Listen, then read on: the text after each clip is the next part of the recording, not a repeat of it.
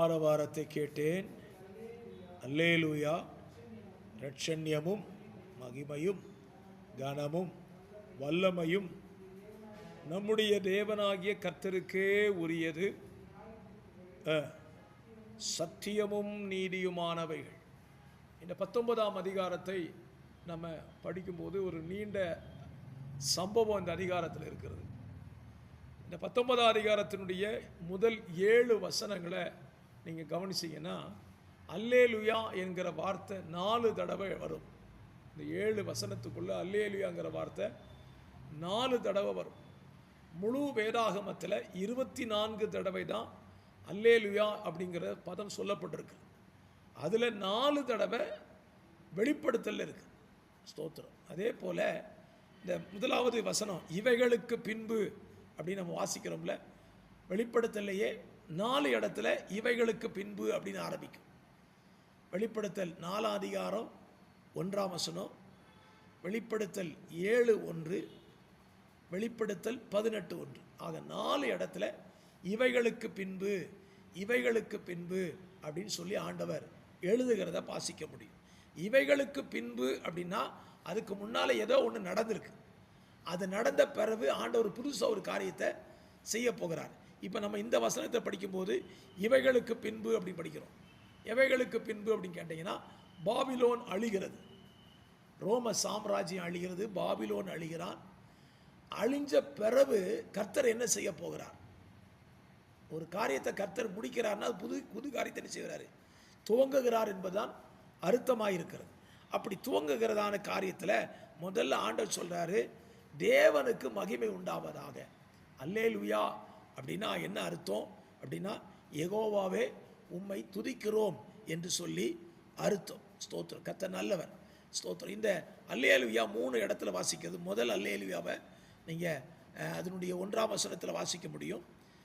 அல்லேலுயா இரட்சண்யமும் மகிமையும் கனமும் வல்லமையும் நம்முடைய தேவனாய கர்த்தர் ஒருவருக்கே உரியது. முதல் அல்லேலுயா தேவனுக்கு மகிமை செலுத்தும்படியாக சொல்லுகிறார்கள். 2வது 3ஆம் வசனத்தில் பாருங்க.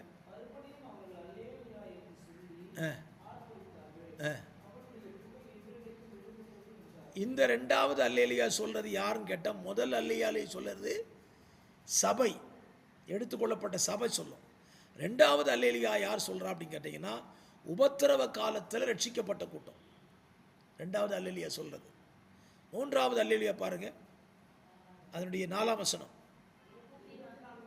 மூப்பர்களும் 4 ஜீவன்களும் வணக்கமாய் விழுந்து ஆமேன் அல்லேலுயா என்று சொன்னார்கள். 3வது அல்லேலுயா சொல்றவங்க 24 மூப்பர்களும் 4 ஜீவன்களும் சொல்றாங்க. 6ஆம் வசனத்தை வாசிக்கலாம். இரும் ஆரவாரம் போலவும்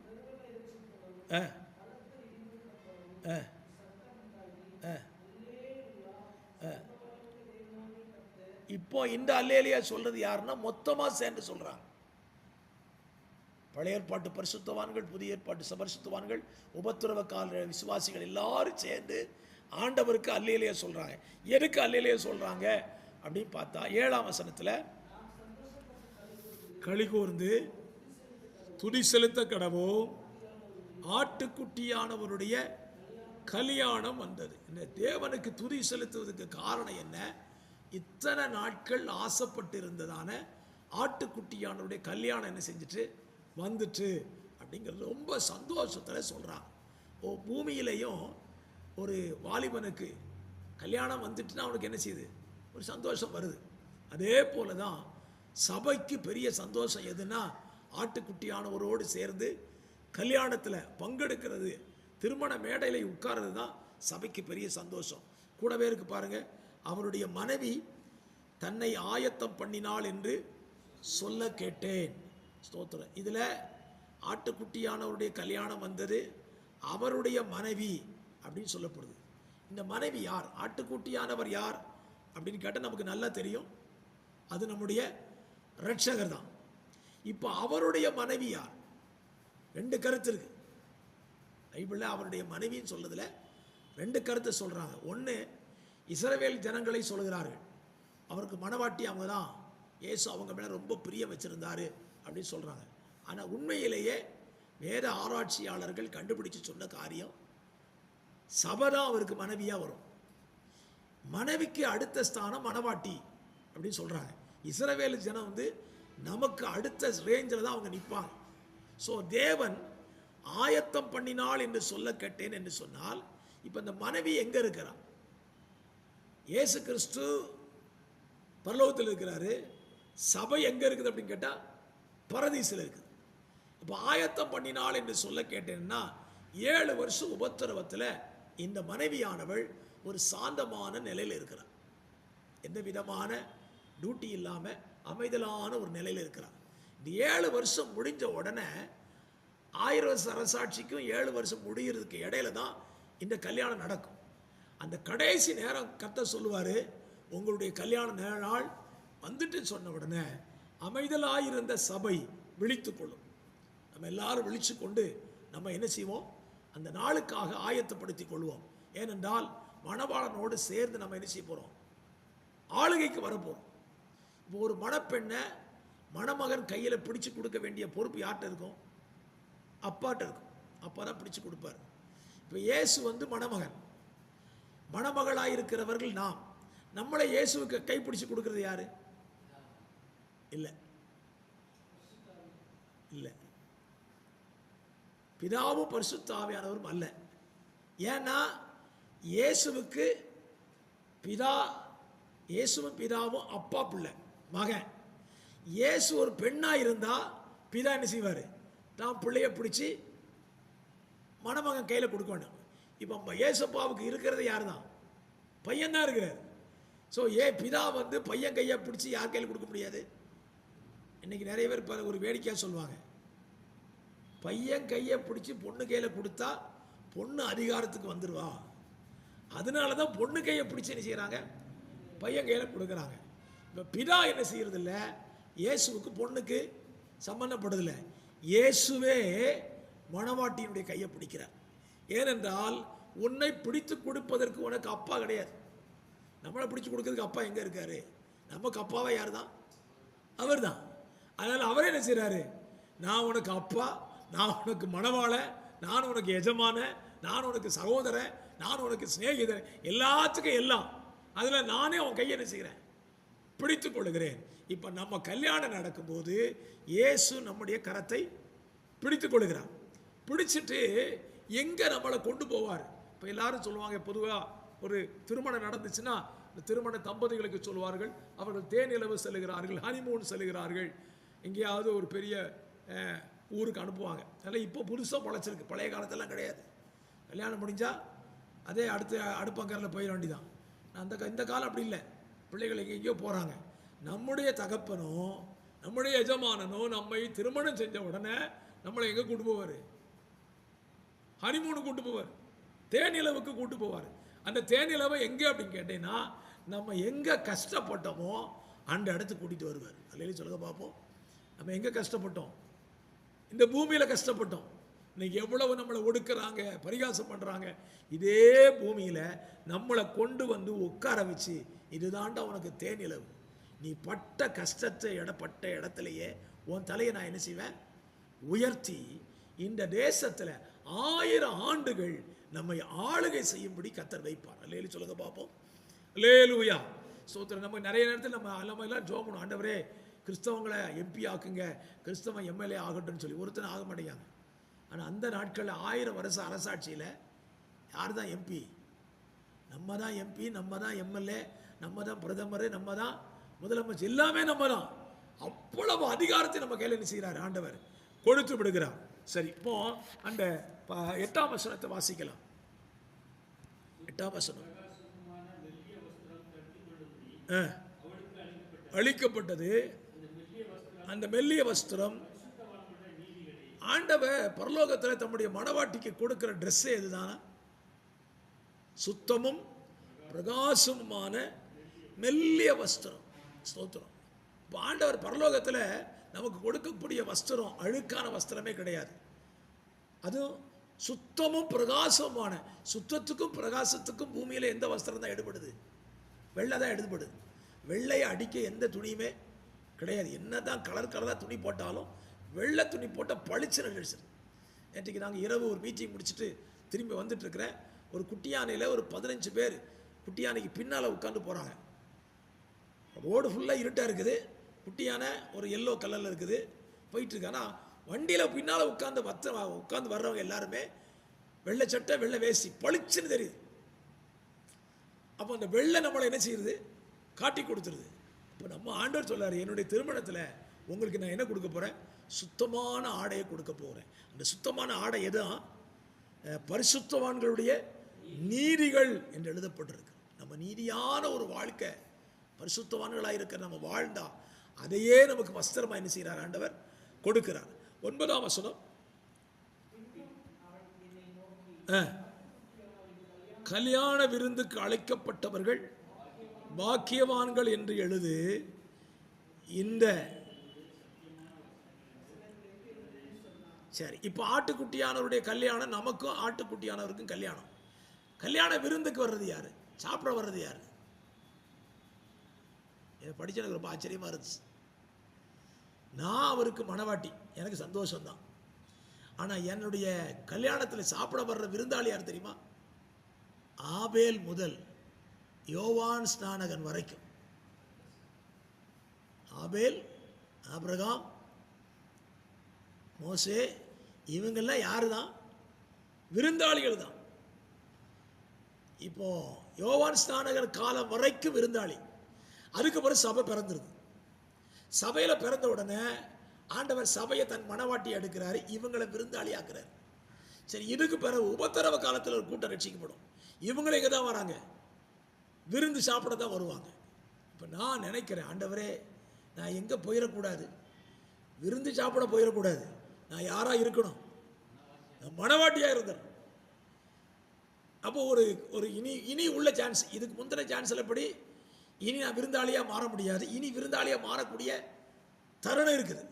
ஒருவேளை நான் இயேசுவின் வருகையில் எடுத்துக்கொள்ளப்படவில்லை என்றால் நான் விருந்தாளியாக தான் மாறுவேன், மனவாட்டியாக வர முடியாது. இப்போ ஆண்டவர் சொல்றாரு, கல்யாணத்து விருந்துக்கு அழைக்கப்பட்டவர்கள் யார் தான், பாக்கியவான்கள். ஸ்தோத்திரம். எல்லாம் பாக்கியவான்கள், கொடுத்து வச்சவங்க. ஏசு நம்மளுடைய திருமணத்தில் அவங்க சாப்பிட வருவாங்க, விருந்தில் என்ன செய்கிறாங்க, பங்கெடுக்கிறாங்க. இப்போ எவ்வளவு காரியத்தை யோவானுக்கு அந்த தூதன் வெளிப்படுத்திக்கிட்டே இருக்கிறான். தூதன் பாருங்க, ஸ்தோத்திரம், 10ஆம் வசனத்தில், பாதத்தில் விழுந்து இப்படி செய்யாதபடிக்கு பார்,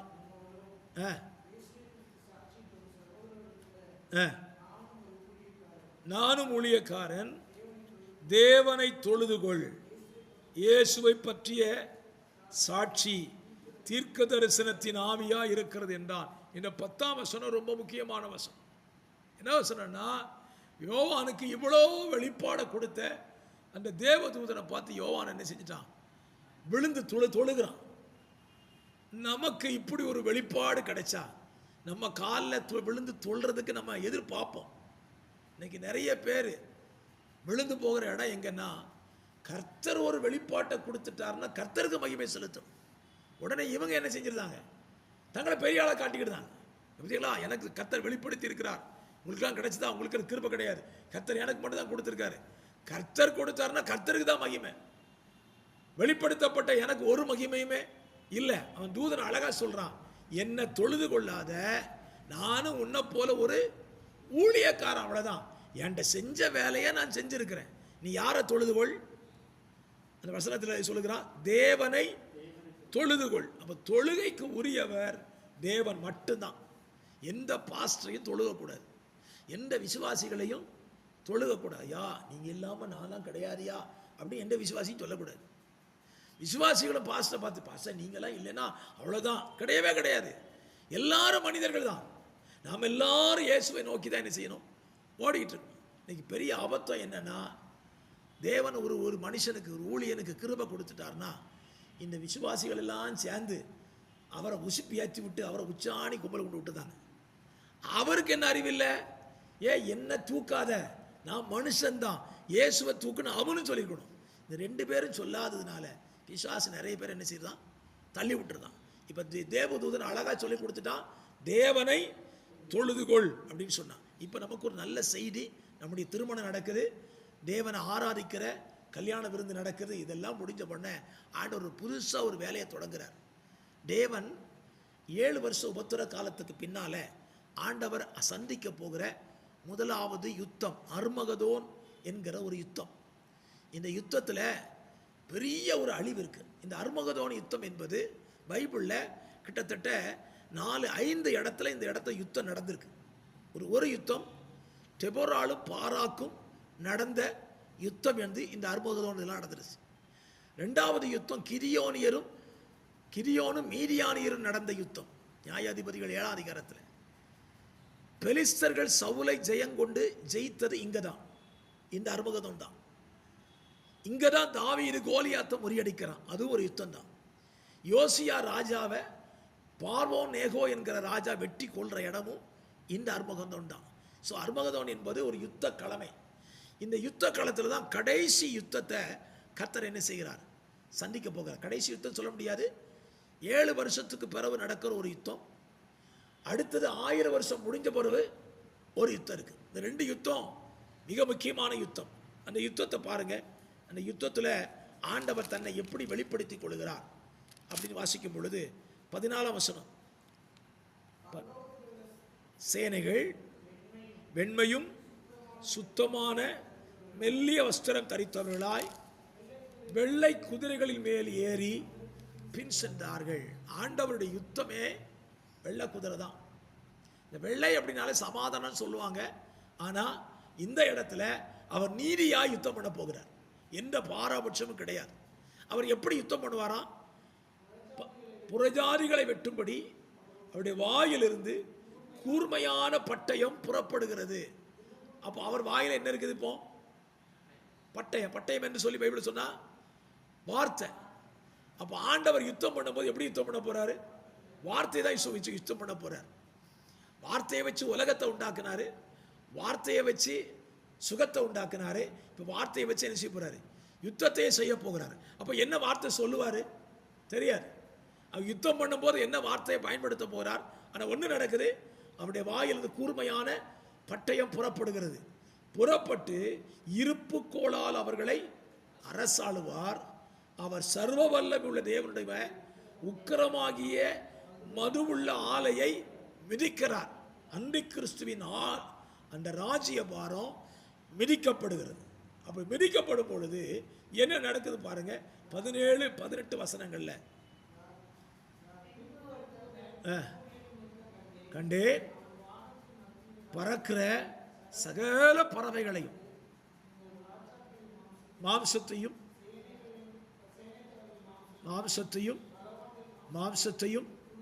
குதிரைகளின் மாம்சத்தையும் சுயாதீனர், அடிமைகள், சிறியோர், பெரியோர் இவர் எல்லாருடைய மாம்சத்தையும் பட்சிக்கும்படிக்கு மகாதேவன் கொடுக்கும் விருந்துக்கு கூடி வாருங்கள் என்று சத்தமிட்டு கூப்பிட்டான். இந்த சத்தத்தை போல ஒரு இடத்துல சத்தம் கேட்டுச்சு பழைய ஏற்பாட்டில். 1 சாமுவேல் 17ஆம் அதிகாரத்தில் தாவீது சொன்னான், கோலியாத்து சொன்னான், இன்னைக்கு ஓம் சரீரத்தை ஓம் மாம்சத்தை ஆகாயத்து பறவைகளுக்கு என்ன செய்வேன், இறையா கொடுப்பேன்னு சொன்னா தாவீது சொன்னது பலிச்சது, கோலியாத்து செத்தான்.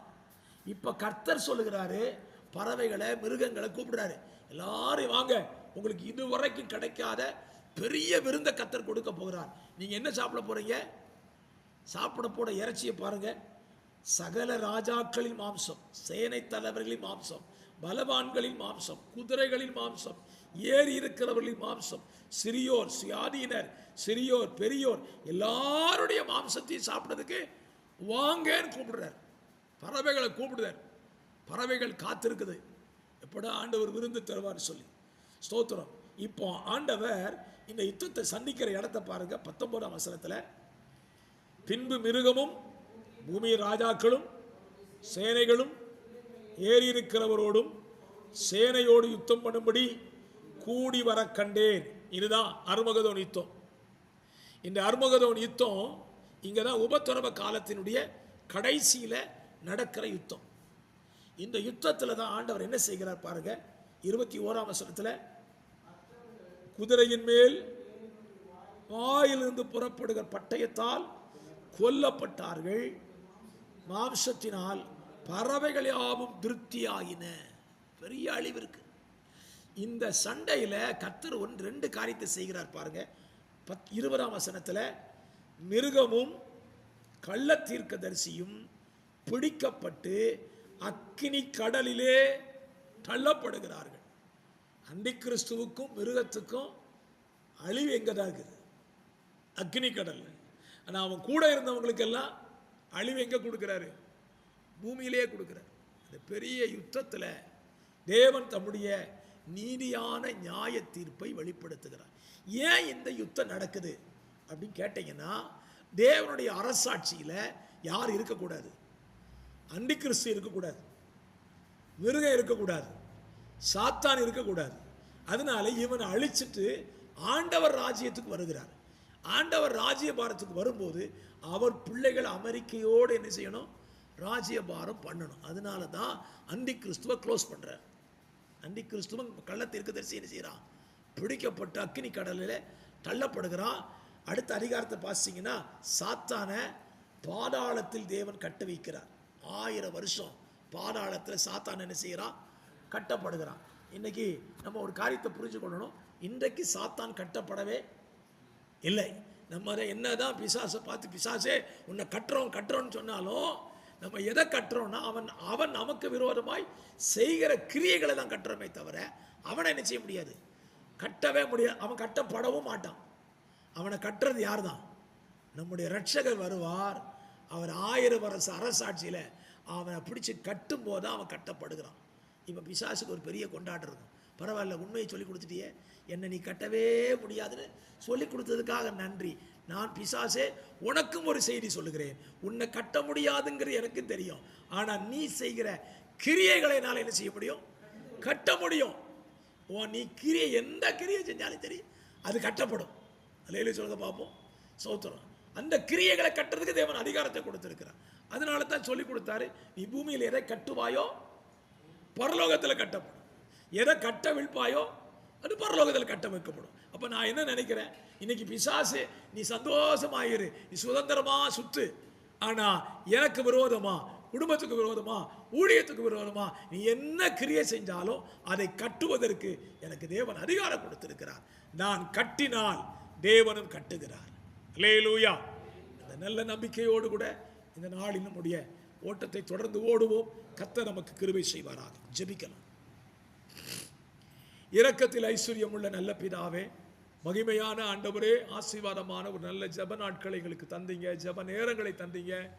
இயேசுப்பா, இன்றைக்கும் உலகத்தின் கடைசி நாட்களில் நடக்கிறதான சம்பவங்களை குறித்து வெளிப்படுத்தல் புஸ்தகத்தின் வாயிலாக ஒவ்வொரு நாளும் கற்றுக்கொண்டிருக்கிறோம். இது எங்களுக்கு பலனை கொடுக்கிறது. இயேசுப்பா, எங்களுடைய எதிர்காலம் எப்படி இருக்கும் என்பதை அறிந்து கொள்வதற்கு தேவன் கொடுத்த நல்ல கிருபைகளுக்காக நன்றி சொல்லுகிறேன். ஆண்டவரே, இன்னைக்கு வார்த்தைகளை கேட்டு தியானித்தை கேட்க போகிற பிள்ளைகளுக்கு இது ஆசீர்வாதமாக இருக்கட்டும். இரட்சகராம் இயேசுவின் நாமத்தில் தாழ்மையோடு ஜெபிக்கிறேன். ஜெபம் கேளும் நல்ல பிதாவே, ஆமென். என் ஆத்துமாவே என் முழுவதுமே பரிசுத்த நாமத்தை ஸ்தோத்திரி. ஆத்துமாவே கர்த்தரை ஸ்தோத்திரி. கர்த்தர் செய்த சகல உபகாரங்களை மறவாதே. ஆமென், ஆமென்.